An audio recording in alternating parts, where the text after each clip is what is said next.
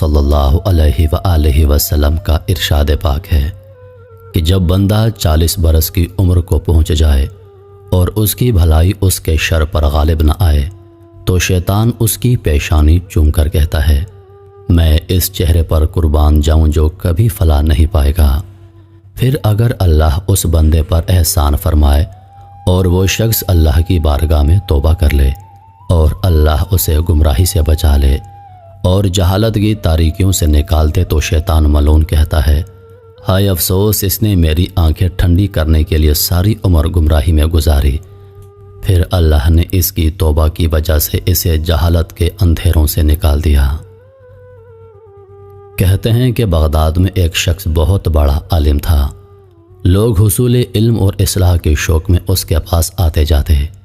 ایک مرتبہ اس نے حج بیت اللہ اور روضہ رسول صلی اللہ علیہ وآلہ وسلم کی زیارت کا ارادہ کیا تو اپنے طلباء کو بھی ساتھ چلنے پر آمادہ کر لیا اور ان سے عہد کیا کہ وہ اللہ پر توکل کرتے ہوئے چلیں گے۔ دوران سفر جب یہ لوگ ایک گرجا گھر کے قریب پہنچے تو گرمی اور پیاس کی شدت سے نڈھال ہو گئے۔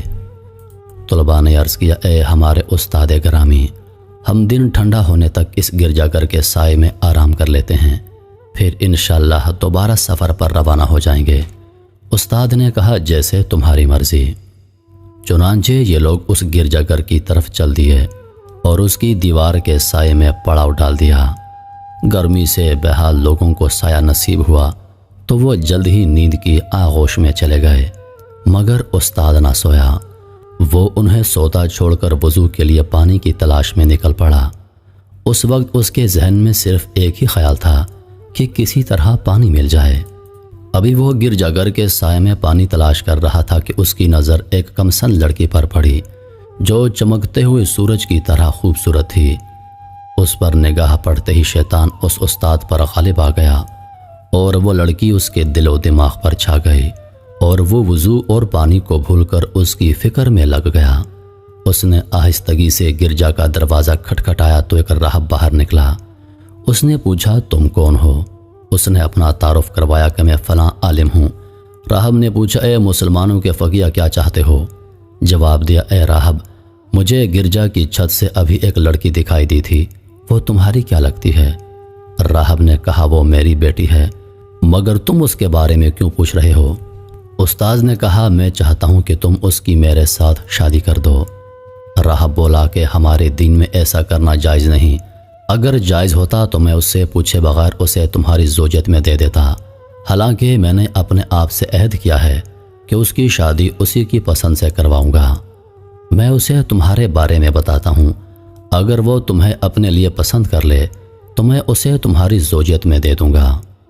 استاد نے کہا یہ تو بڑی خوشی کی بات ہے، مہربانی فرما کر اس کے پاس جائیے اور پوچھیے۔ وہ راہب اپنی بیٹی کے پاس گیا اور سارا ماجرا بیان کیا۔ ادھر یہ استاد ان کی باتیں سن رہا تھا۔ وہ لڑکی بولی ابا جان آپ میرا نکاح اس سے کس طرح کر سکتے ہیں، حالانکہ میں عیسائی ہوں اور وہ مسلمان ہے؟ یہ تو اسی صورت میں ممکن ہے کہ وہ نصرانیت میں داخل ہو جائے۔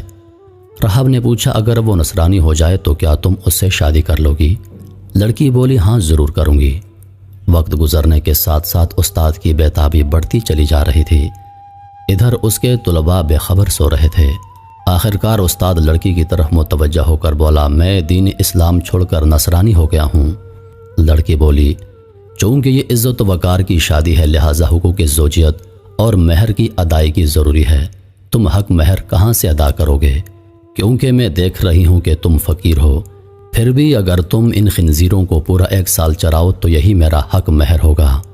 وہ بولا ٹھیک ہے، میری بھی ایک شرط ہے کہ تم اس دوران اپنا چہرہ مجھ سے نہیں چھپاؤ گی تاکہ میں صبح و شام اسے دیکھتا رہوں۔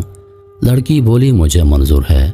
تو اس نے خطبہ دینے والا عصا اٹھایا اور خنزیروں کی طرف چل دیا تاکہ عصا کے ذریعے انہیں چراگاہ تک لے جائے۔ جب طلباء نیند سے بیدار ہوئے تو اپنے استاد کو تلاش کرنے لگے۔ کافی تلاش کرنے کے بعد جب ان کو استاد نہ ملا تو انہوں نے راہب سے اس کے بارے میں پوچھا تو جواباً اس نے ساری کہانی سنا دی۔ یہ افسوسناک خبر سن کر طلباء میں کوہرام مچ گیا۔ کچھ غش کھا کر گر گئے اور کچھ آہ و بکا کرنے لگے۔ پھر انہوں نے راہب سے کہا اب وہ کہاں ہے؟ راہب نے بتایا کہ وہ خنزیر چرا رہا ہے۔ راوی کہتے ہیں کہ پھر ہم اس کی طرف چل دیے تو اسے اسی عصا سے سہارا لیے دیکھا جس کے سہارے وہ خطبہ دیا کرتا تھا۔ وہ خنزیروں کو ادھر ادھر جانے سے روک رہا تھا۔ ہم نے اس سے کہا کہ اے ہمارے سردار، یہ تم پر کیسی آزمائش آ گئی؟ پھر ہم اسے قرآن پاک، اسلام اور حضور پاک کے فضائل یاد دلانے لگے اور اسے قرآن و حدیث کے فرامین سنائے تو اس نے کہا، مجھ سے دور ہو جاؤ، تم جو کچھ یاد دلا رہے ہو وہ میں تم سے زیادہ جانتا ہوں، مگر مجھ پر اللہ رب العزت کی طرف سے آزمائش نازل ہو گئی ہے۔ ہم نے اسے اپنے ساتھ لے جانے پر بہت زور دیا مگر ناکام رہے۔ آخرکار ہم نے اسے اس کے حال پر چھوڑ دیا اور مکہ کی طرف چل دیے اور حج ادا کرنے کے بعد واپس بغداد کی طرف روانہ ہو گئے۔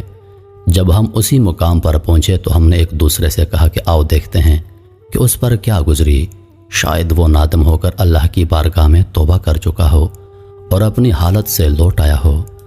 ہم اس کے پاس پہنچے تو اسے اسی حالت پر پایا، وہ خنزیروں کی دیکھ بھال کر رہا تھا۔ ہم نے اسے سلام کیا اور نصیحت یاد دلائی اور قرآن پاک پڑھ کر سنایا مگر اس نے کوئی جواب نہ دیا۔ ہم ایک بار پھر حسرت زدہ دل لیے واپس ہو لیے۔ جب ہم گرجا گھر سے تھوڑی دور پہنچے ہم نے گرجے کے پیچھے ایک سائے کو اپنی جانب بڑھتے دیکھا۔ وہ شخص چیخ چیخ کر ہمیں ٹھہرنے کا کہہ رہا تھا۔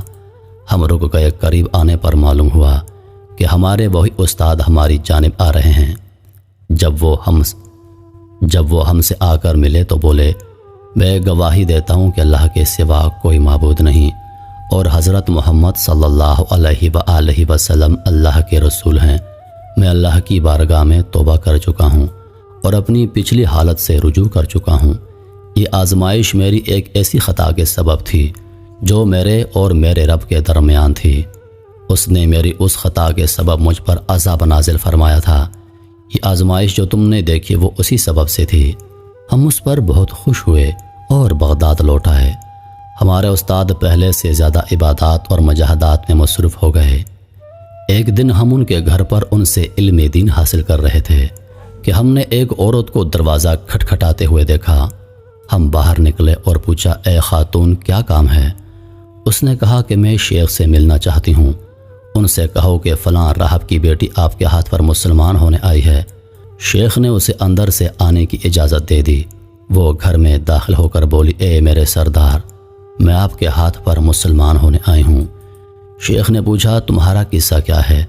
اس نے شیخ کو بتایا کہ جب آپ وہاں سے چلے آئے تو مجھ پر نیند کا غلبہ طاری ہو گیا اور میں سو گئی۔ میں نے خواب میں کسی کو دیکھا جو فرما رہے تھے کہ دین محمدی کے علاوہ کوئی دین سچا نہیں۔ اس شخص نے 3 مرتبہ یہ بات ارشاد فرمائی، پھر فرمایا کہ اللہ نے تیرے ذریعے اپنے ایک بندے کو آزمایا ہے، چنانچہ اب میں آپ کے پاس آ گئی ہوں اور آپ کے سامنے گواہی دیتی ہوں کہ اللہ کے سوا کوئی معبود نہیں اور حضرت محمد صلی اللہ علیہ وآلہ وسلم اللہ کے رسول ہیں۔ شیخ اس عورت کے ہاتھ پر مسلمان ہونے کی وجہ سے بہت خوش ہوئے۔ پھر انہوں نے اس سے اللہ کے رسول کے دین کے مطابق نکاح کر لیا۔ جب ہم نے ان سے اس خطا کے بارے میں پوچھا جو ان کے اور اللہ کے درمیان راز تھی تو انہوں نے بتایا، میں کسی جگہ سے گزر رہا تھا کہ ایک نصرانی آ کر مجھ سے لپٹ گیا۔